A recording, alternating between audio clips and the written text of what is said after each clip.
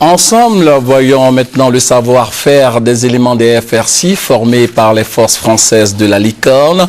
Formation qui a pour objectif d'intégrer des soldats jugés aptes à intégrer donc la mission des Nations Unies pour la stabilisation du Mali. Direction la base française du 43e BIMA où le savoir-faire a été présenté au ministre chargé de la Défense. Le témoignage de notre reporter Abou Sanogo.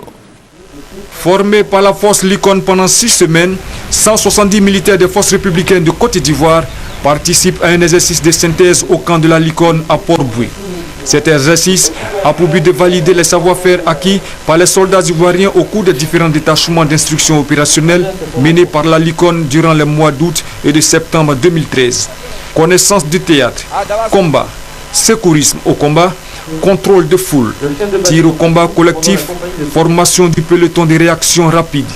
Ces soldats renforceront la compagnie Protect de la mission multidimensionnelle intégrée des Nations Unies pour la stabilisation du Mali, MINUSMA, formé également par la force Licorne.